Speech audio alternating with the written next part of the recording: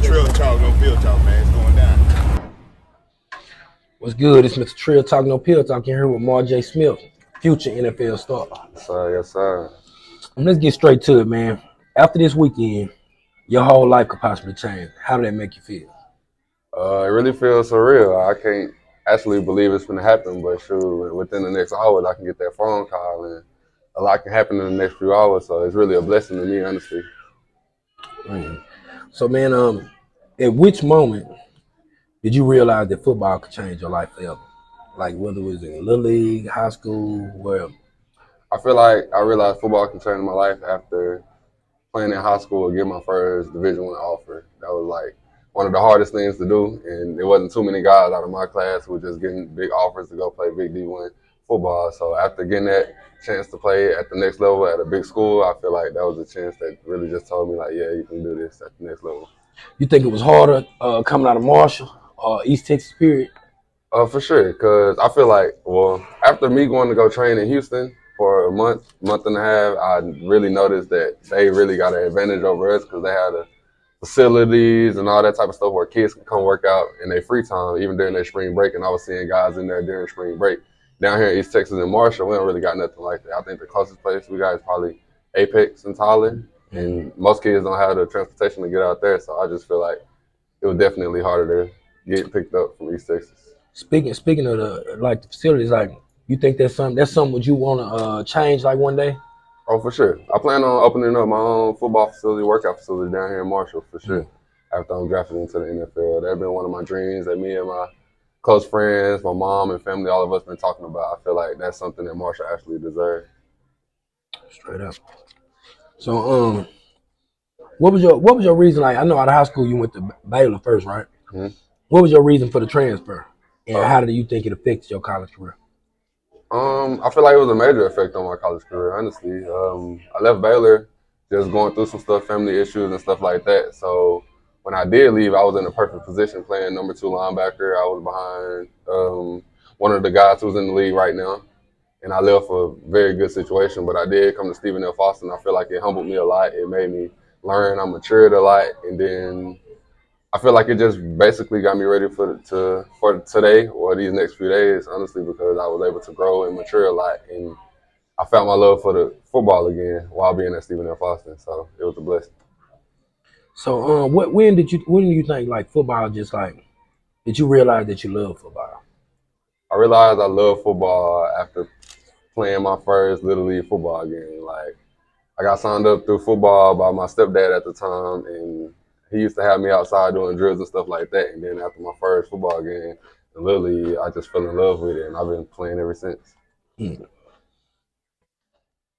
So going from Baylor to SFA, okay, like Baylor's a big like powerhouse school. Mm-hmm. SFA kind of smaller East Texas school, but it's East Texas, so I understand you probably enjoyed that too. Yeah. So what was you think like the biggest difference in like the athleticism of the players, or like was the speed? What was the difference? The big difference here.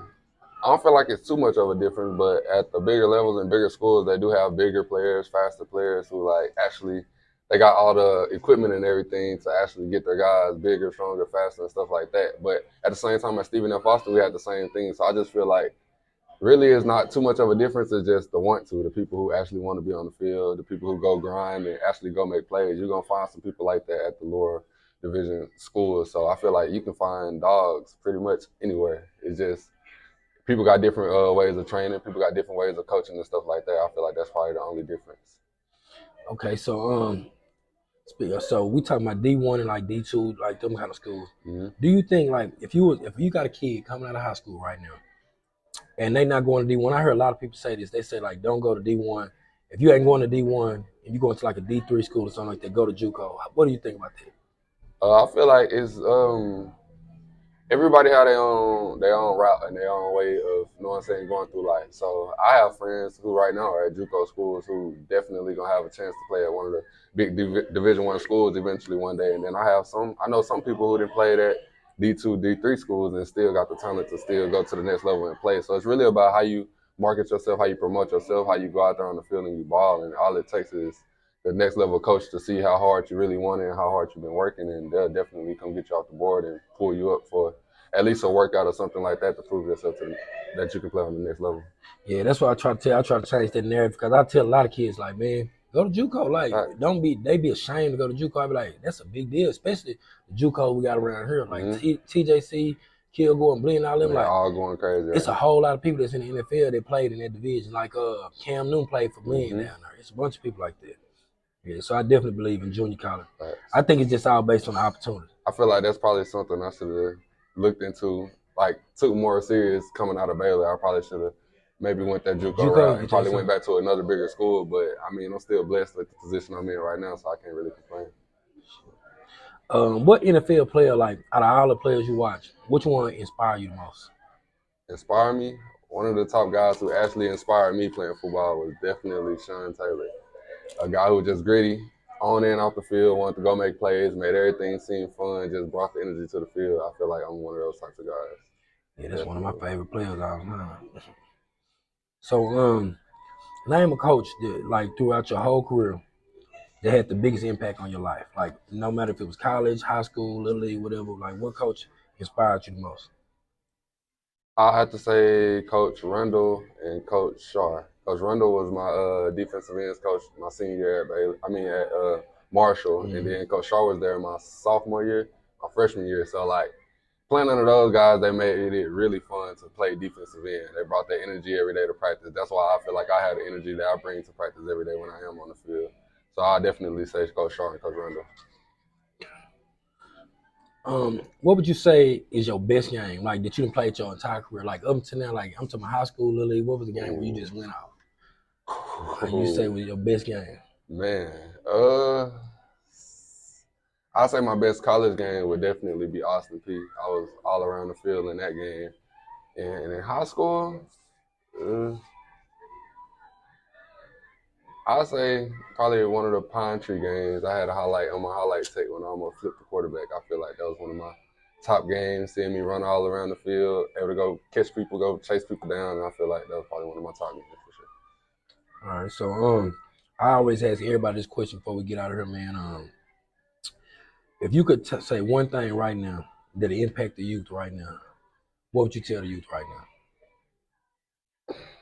I'll say keep grinding. Don't let nobody tell you that you can't do it, because I'm definitely an example of a person who everybody thought wasn't going to be able to do it. They probably thought I was counted out and stuff like that. But I'll just say keep your head down and you grind and you work. Everything going to come to you. Like pray to that man up above. He's going to make sure everything happens. He's going to look out for you. So my main thing will be just keep on working, keep grinding. Don't let nobody discourage you and tell you that you can't do it, because hey, I feel like can't is a word that shouldn't be in a man's, you know what I'm saying, vocabulary. I feel like we should be able to at least try and to at least, you know what I'm saying, compete at everything that we do, and it'll definitely take off. Sure, man, and it's Trill Talk, no pill talk, man, and good luck, man, you know what I'm saying? Hopefully you go to the 49ers, you know what I'm saying, but I can't control that, but it is what it is, man. Come get me, man. Hey, man, for sure.